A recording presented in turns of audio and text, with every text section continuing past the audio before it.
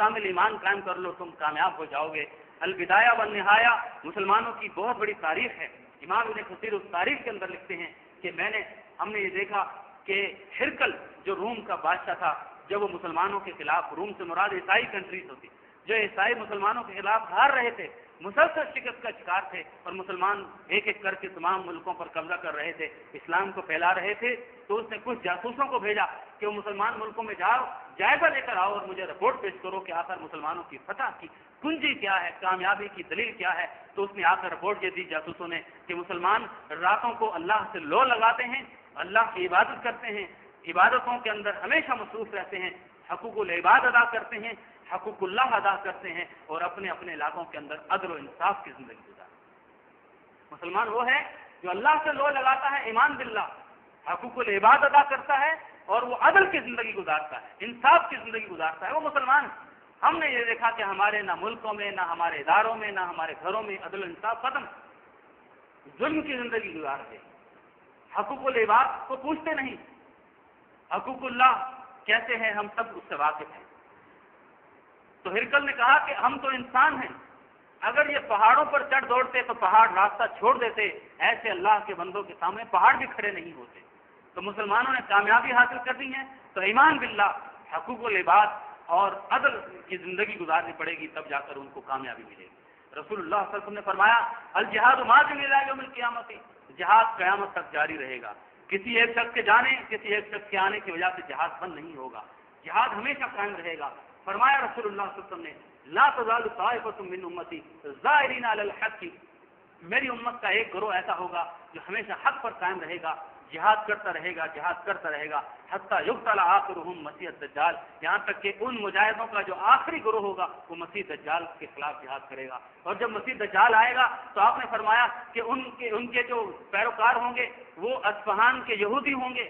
Isfahan اس وقت ایران کے اندر ہے، تو اس وقت کے جو یہودی یہاں پر جمع ہو جائیں گے وہ تمام یہودی دجال کا ساتھ دیں گے، اور دجال کے خلاف مسلمانوں کی جو آخری گروہ ہوگا مجاہدوں کا جہاد کرے گا۔ تو یہ جہاد قیامت تک جاری رہے گا، کبھی ختم نہیں ہوگا۔ پیارے نبی صلی اللہ علیہ وسلم نے فرمایا لا تقوم الساعہ، قیامت کھڑی نہیں ہوگی حتیٰ یقاتل المسلمون الجہودا، یہاں تک کہ مسلمانوں کا یہودیوں کے خلاف جہاد قائم ہو جائے گا، حتیٰ کہ مسلمان یہودیوں پر فتح حاصل کریں گے۔ ایک ایک یہودی درختوں اور پتھروں کے پیچھے چھپ جائیں گے تو اللہ کی کرامت سے درخت اور پتھروں سے یہ آواز آئے گی کہ یا مسلم یا عبداللہ، اے مسلمان، اے اللہ کے بندے، میرے پیچھے یہودی چھپا ہوا ہے۔ تو مسلمان چن چن کر ان یہودیوں کو پناہ کریں گے۔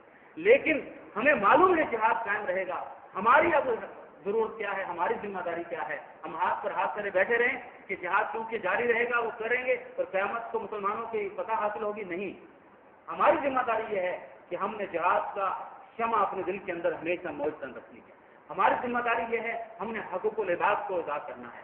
ہماری ذمہ داری یہ ہے کہ ہم نے اللہ کے ساتھ جو تعلق ہے ہمارا مضبوط سے مضبوط تر کرنا ہے۔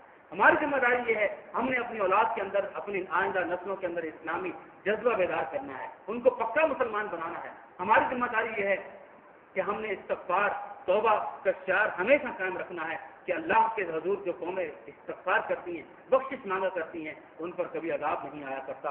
اللہ تعالیٰ سے دعا ہے کہ اللہ تعالیٰ مجھے اور ہم سب کو ایک پہلی بات تو شہادت کی موت عطا فرمائے، اور ہم سب کو اصل میں جہاد کی جو حقیقت ہے ہمارے دل کے اندر ہمیشہ قائم رکھنے کی توفیق عطا فرما۔ اے اللہ ہم سچے اللہ سے لو لگانے والے، تمام حقوق العباد کو ادا کرنے والے اور عدل و انصاف کی زندگی گزارنے والا بنا دے۔ وآخر دعوانا ان الحمدللہ۔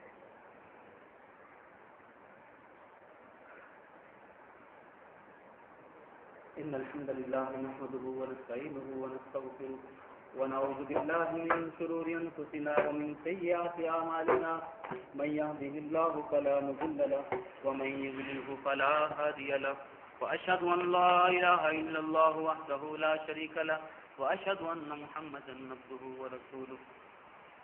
اللهم صل على محمد وعلى ال محمد كما صليت على إبراهيم وعلى آل إبراهيم إنك حميد مجيد۔ اللهم بارك على محمد وعلى آل محمد كما باركت على إبراهيم وعلى آل إبراهيم إنك حميد مجيد۔ اللهم اشف مرضانا ومرضى المسلمين، اللهم رب الناس اذهب الباس واشف انت شافي لا شفاء الا شفاؤك شفاء لا يغادر سقما اللهم اشف مرضانا ومرضى المسلمین. اے اللہ تمام بیماروں پریشان حالوں کو اپنے حضور شفاء کاملہ عاجل عطا فرما. اے اللہ ہم سب پر اپنا فضل اور کرم نازل فرما. اے اللہ ہم سے ناراض مت ہونا. اے اللہ ہمارے شام کے اعمال خود کی وجہ سے ہمارے اوپر عذاب نازل نہ فرمانا. اے اللہ ہم سب کے گناہوں کو معاف فرما دے. اے اللہ ہم سب پر اپنا رحم اور فضل نازل فرما. ربنا ظلمنا انفسنا وان لم تغفر لنا وترحمنا لنكونن من الخاسرين. ربنا آتنا في الدنيا حسنة وفي الآخرة حسنة وقنا عذاب النار. ربنا هب لنا من ازواجنا وذرياتنا قرة اعين واجعلنا للمتقين اماما. اللهم انصر الاسلام والمسلمين. اللهم انصر الاسلام والمجاهدين. اللهم انصر المجاهدين في كل مكان. اللهم انصر المجاهدين في كل مكان. اللهم اقتل الكفرة والمشركين وانصرنا على